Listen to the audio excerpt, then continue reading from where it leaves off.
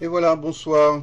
Nous voilà à nouveau réunis autour de cette étude du livre de l'Exode, du livre de Shemot. Nous sommes, je vous le rappelle, au début, pas tout à fait, du deuxième chapitre, dans les versets 11, 12, et puis bientôt la suite.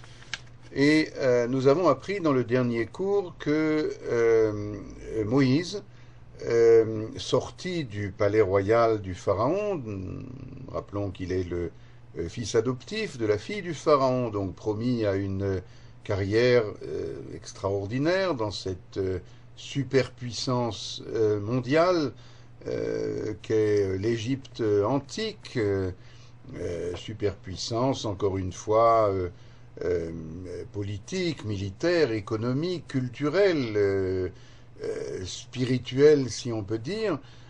En tout cas, une nation qui véritablement influence le cours de l'histoire antique.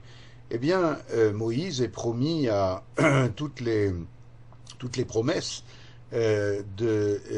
d'hériter, d'être le prince héritier du pharaon. Eh bien, pourtant, nous l'avons vu, une double motivation, semble-t-il, l'amène à intervenir lorsque, descendu pour voir la misère de ses frères, c'est ce que le texte nous dit, ses frères esclaves, ses frères qui souffrent, eh bien, descendu du palais pour aller voir les souffrances de ceux-là, il voit le premier jour dont on a déjà parlé la dernière fois, il voit un homme égyptien qui frappe un homme hébreu, et nous l'avons vu après quelques réflexions intérieures, après une volonté de rétablir la justice, il va frapper l'Égyptien et l'ensevelir dans le sable,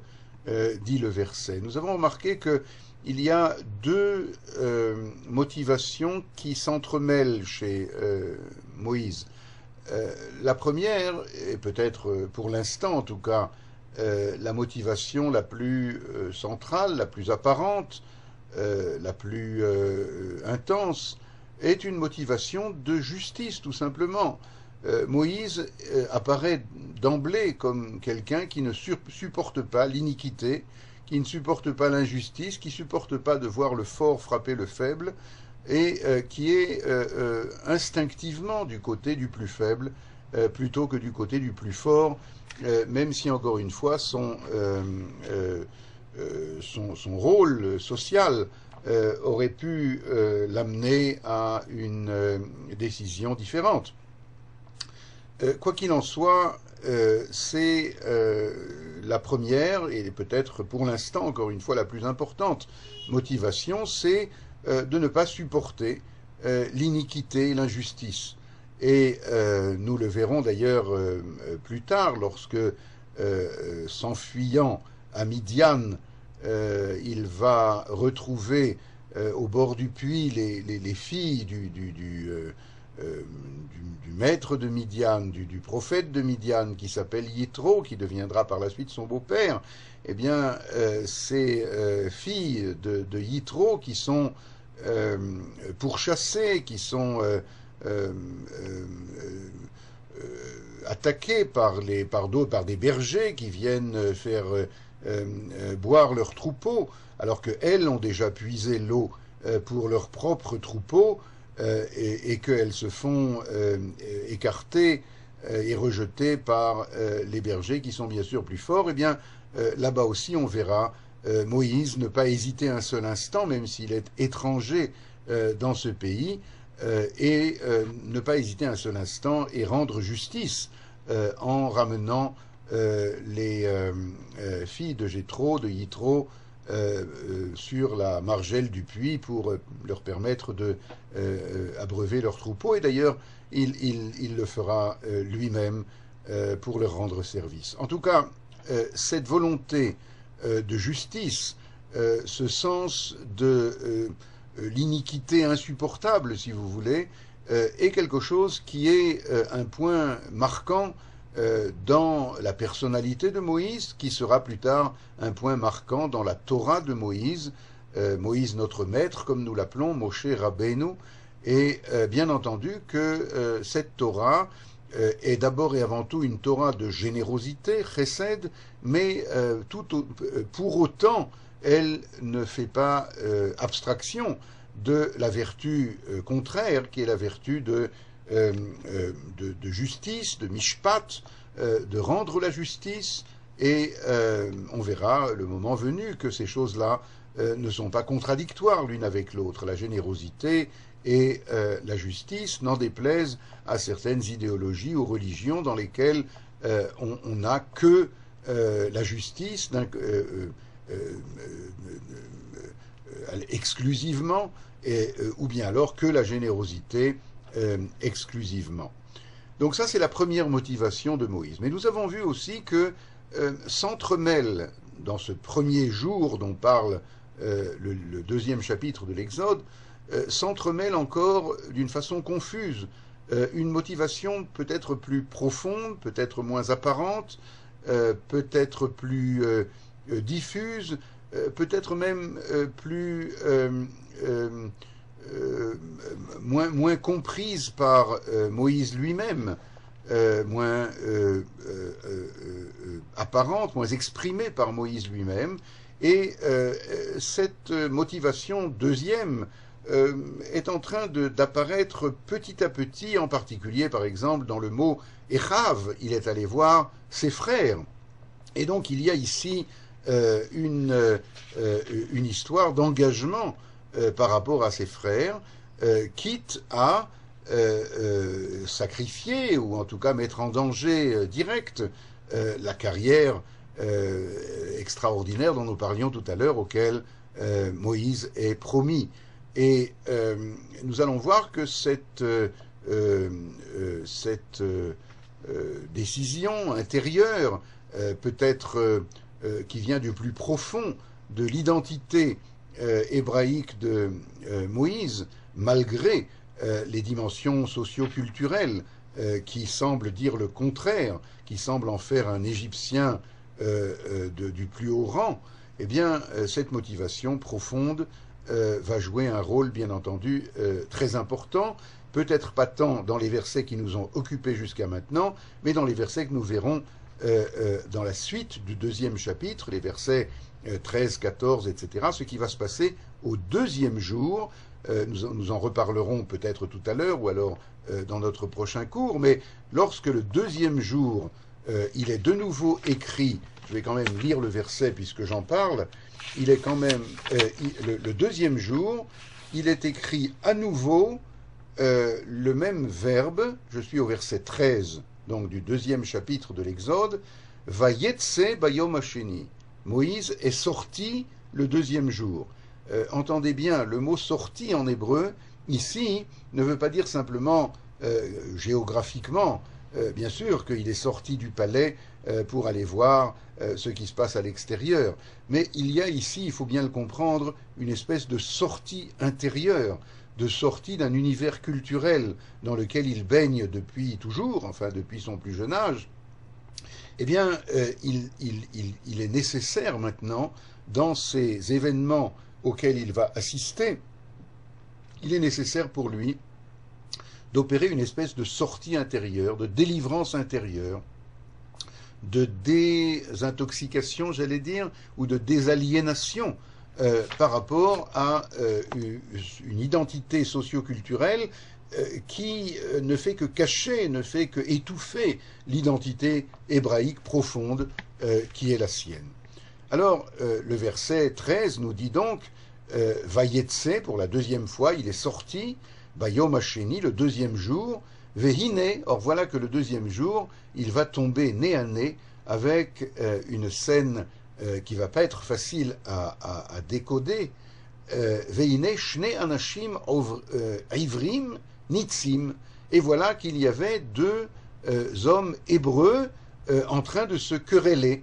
Cette fois-ci, c'est plus un homme égyptien frappant un homme hébreu, c'est deux hommes hébreux qui se querellent, et Vayomer la racha lama takereacha. Et il dit, donc Moïse, il dit aux méchants, aux voyous, pourquoi est-ce que tu vas frapper ton frère? Rachi d'ailleurs nous dit que puisque le mot taquer est au futur, ça ne veut pas dire qu'il l'a déjà frappé, mais qu'il va le frapper. Il a peut-être la main levée déjà, et de là on apprend que celui qui a une velléité de violence est appelé rachat, voyou, mauvais, méchant, au même titre que celui qui frappe réellement. Là, c'est un sujet très vaste.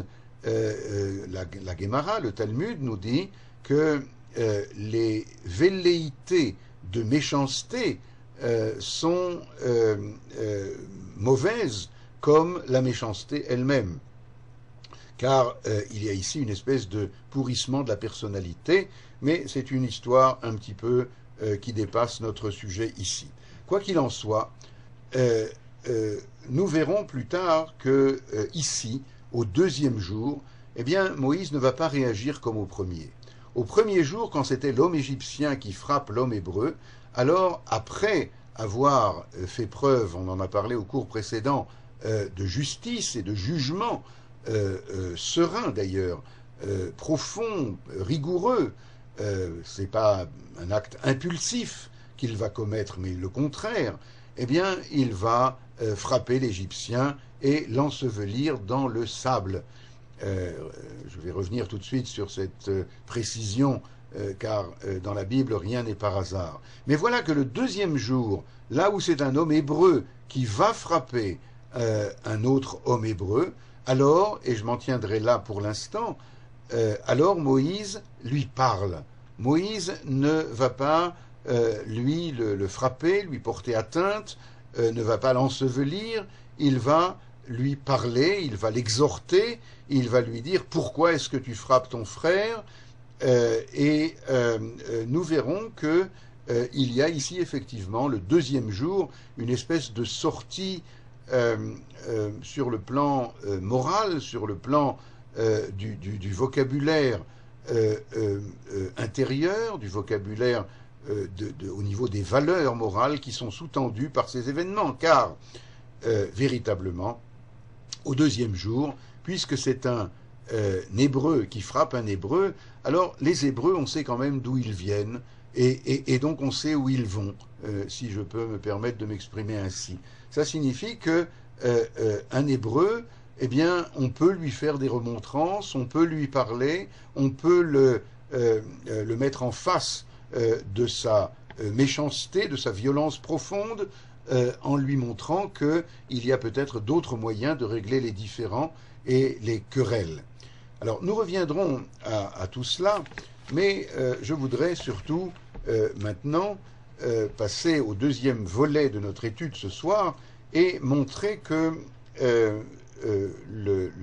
revenir un tout petit peu en arrière à Moïse, qui donc met, comme je le disais tout à l'heure, en danger évident, en danger direct, la carrière formidable à laquelle il est promis, eh bien, il y a deux enseignements d'abord que je voudrais dire à ce propos. Premièrement, le premier jour, il a donc tué l'Égyptien qui frappait, et il l'a enseveli dans le sable, dit le verset. Alors, comme nous savons que rien n'est par hasard et aucun mot n'est superflu dans la Bible, l'un des commentateurs, qu'on appelle Baalé Atosafot, nous cite un midrash très beau, qui dit pourquoi cette précision qu'il l'a enseveli dans le sable. Alors il dit c'est parce que le sable, enfin les dunes quoi, vous avez certainement déjà aussi remué du sable des dunes. Alors qu'est-ce qui se passe? Eh bien lorsqu'on fait un trou dans le sable, immédiatement il y a de tous les côtés du sable qui vient combler le trou, qui glisse vers le trou qu'on a fait et qui vient remplir et combler le trou qui a été fait. Alors le Midrash et les Baalé Atosafot disent, eh bien, c'est ça qu'il a trouvé dans ce peuple qu'il est allé voir, dont, je rappelle, confusément il ressent que ce sont ses frères, Eh bien, dans ce peuple-là, lorsqu'un homme hébreu est frappé, lorsqu'un homme hébreu vient à disparaître, il y a une espèce de mouvement intérieur du peuple, de l'organisme global de cette nation qui fait que, comme le sable vient combler le trou qui a été laissé, eh bien le peuple d'Israël vient aussi combler le trou, la disparition de celui qui a disparu. Voilà donc un premier point extrêmement important en tant qu'allégorie, bien entendu, de ce peuple. Et tout cela est très confus, encore une fois, chez Moïse, qui est encore empreint de toutes les valeurs ou contre-valeurs de la société égyptienne antique, mais ça se révèle petit à petit. Une autre chose, c'est ce que nous trouverons un peu plus tard. Dans le chapitre 3, nous sommes pour l'instant dans le chapitre 2, dans le chapitre 3, nous assisterons à l'événement suivant, ce que l'on appelle le buisson ardent. Vous avez sûrement entendu parler de l'épisode du buisson ardent. Moïse a maintenant fui l'Égypte.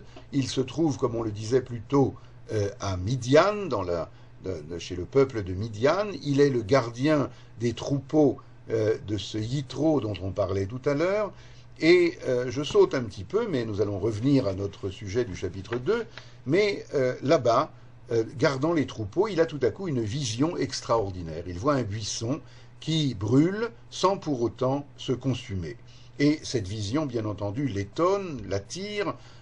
Il se doute qu'il y a ici quelque chose qui est tout à fait pas banal, qui est tout à fait hors du commun. Et le verset, c'est dans le chapitre 3, verset 4, dit que il se détourne pour voir. Sar lirot en hébreu. Il s'est détourné de ses occupations, enfin dans le sens littéral, pour voir la vision extraordinaire de ce buisson ardent. Et le verset dit « L'Éternel, Dieu, vit qu'il se détournait pour regarder, il vit qu'il se détournait de ses occupations pour observer leur détresse, la détresse de ses frères. Alors Dieu l'appela de l'intérieur du buisson, et c'est là qu'il va avoir la première vision prophétique extrêmement importante concernant le fait qu'il va être celui qui va participer à la délivrance, diriger, orienter la délivrance de son peuple d'Égypte. Alors, je cite le Midrash tel qu'il est écrit là-bas. Dieu lui dit, tu as laissé tes occupations pour aller t'enquérir de la peine de tes frères, et tu as fait preuve d'une fraternité authentique, eh bien, moi aussi, je délaisserai la marche des mondes supérieurs et des mondes inférieurs pour dialoguer avec toi. Regardez combien le Midrash est merveilleux, il est d'une délicatesse extrême, mais surtout, il nous invite à réfléchir, et c'est ce qu'on va faire dans les quelques minutes qui nous restent, il nous invite à réfléchir à ce type de personnalité, et Moïse est le premier peut-être, mais certainement pas le dernier, qui délaissent leurs occupations quotidiennes, qui délaissent aussi, comme on le disait tout à l'heure, parfois des carrières extraordinaires, en vue de aller sauver ses frères, en vue d'aller promouvoir la libération de ses frères. Et nous allons prendre, si vous voulez bien, quelques exemples rapidement, tout au long de l'histoire d'Israël, de personnalités comme ça qui illustrent ce que Moïse nous a enseigné ici. J'ai volontairement choisi des personnalités qui sont très différentes, et du point de vue des périodes historiques dont on parle, et du point de vue des motivations. Mais il y a un point commun, c'est que ce sont tous des personnalités qui sont vouées au peuple d'Israël, à sa destinée, à sa liberté. Et nous commencerons bien sûr par Esther. Esther, dans le récit du rouleau d'Esther qu'on lit à Pourim, eh bien, est cette femme qui va être prise par le roi Assuérus. Vous vous rappelez sûrement de cet épisode alors que le roi Assuérus a tué celle qui était la reine, car elle lui a déplu, etc.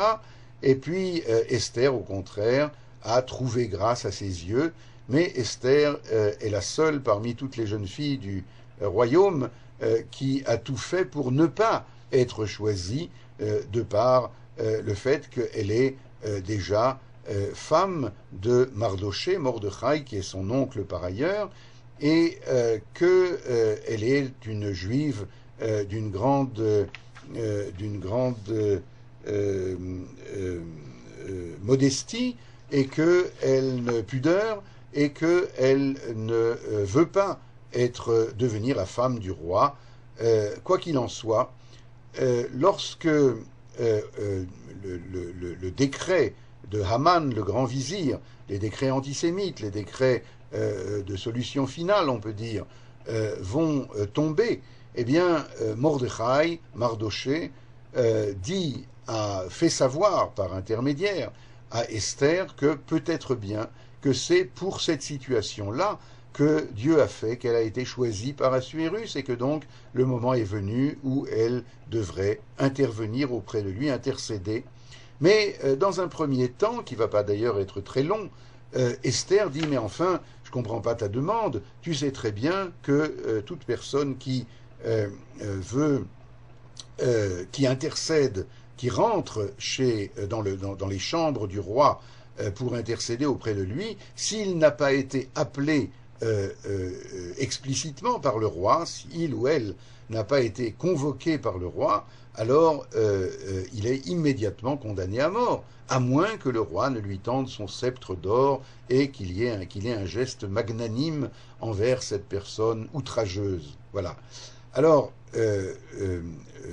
Mardoché lui répond si tu hésites, eh bien tant pis pour toi, car le peuple d'Israël, lui, sera sauvé, car c'est Dieu qui accompagne la destinée de ce peuple, mais quant à toi, eh bien, je ne sais pas ce qui se produira.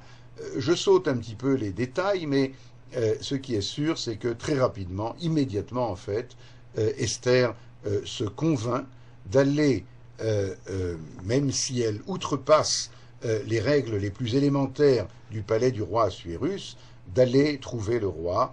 Et vous connaissez la suite. Finalement, elle trouvera grâce à ses yeux, il lui tendra son sceptre, etc. Mais quoi qu'il en soit, je voudrais terminer ce premier personnage qui a donc risqué, qui est la reine de Perse, et qui a donc risqué non seulement de perdre sa couronne, mais de perdre la vie de toute évidence, semble-t-il, et tout cela en vue de sauver le peuple d'Israël.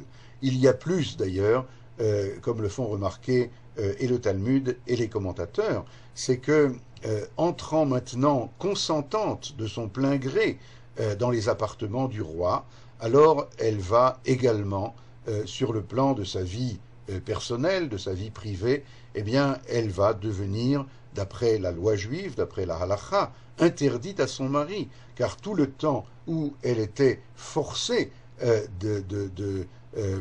d'être la femme d'Assuérus, alors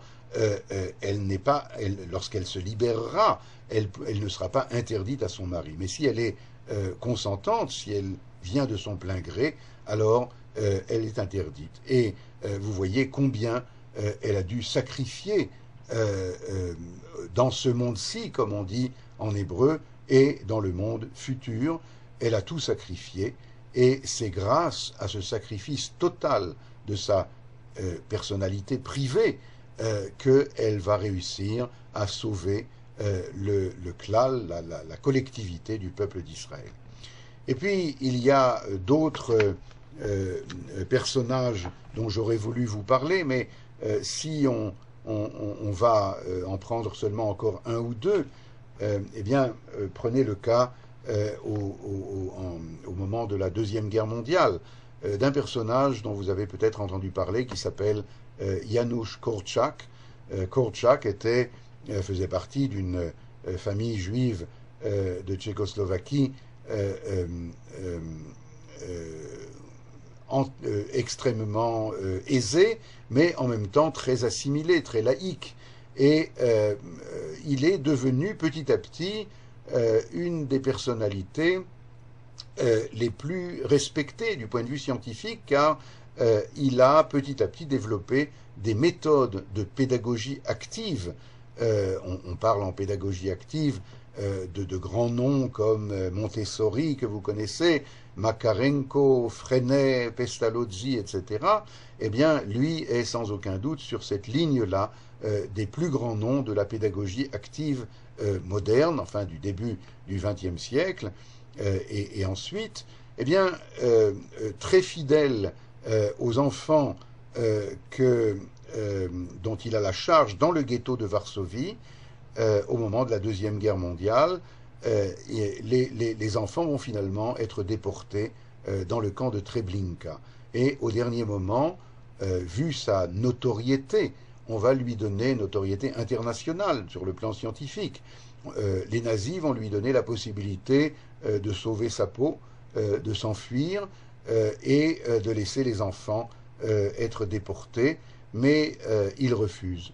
Et avec un courage et une abnégation extraordinaire, avec un don de soi, c'est notre sujet, eh bien, il va accompagner ses enfants jusqu'au dernier moment et il va être assassiné finalement dans le camp de Treblinka le 5 août 1942. Vous voyez que j'ai choisi des personnages extrêmement différents dans le temps, dans l'espace.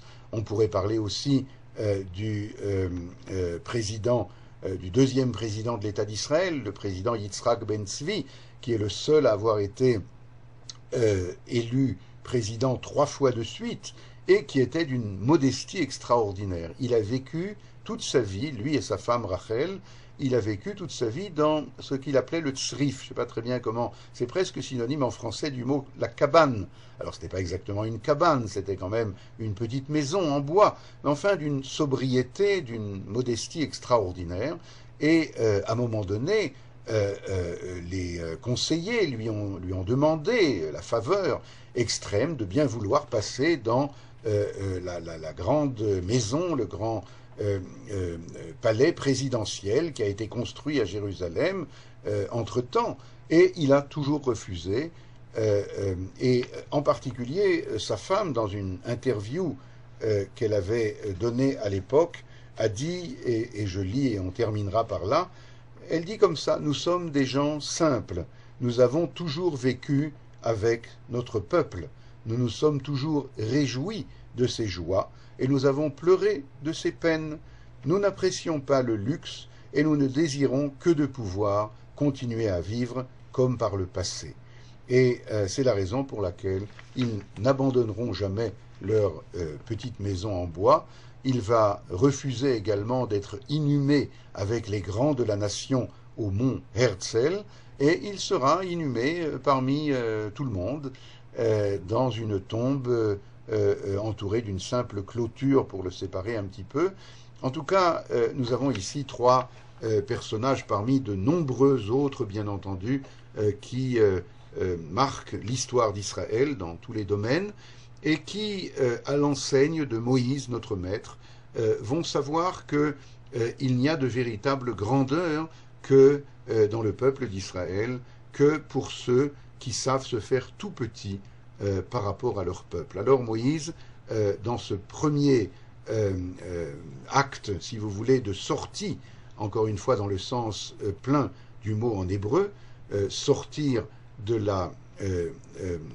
l'échelle des valeurs, qui est celle de l'Égypte antique, eh bien, il va savoir que, confusément, il a des attaches avec ses frères qui souffrent, et il va vouloir tout sacrifier, petit à petit, pour leur venir en aide. Bien sûr, il va intercéder auprès du Pharaon, nous le verrons plus tard, mais intercédant de telle façon, il met en danger, évidemment, toute sa carrière personnelle. Eh bien, c'est ce qui est demandé aux dirigeants d'Israël, mais c'est aussi ce qui est demandé à chacun d'entre nous qui voulons faire partie d'un peuple où chacun doit faire preuve d'une solidarité extrême par rapport à ses frères. Merci.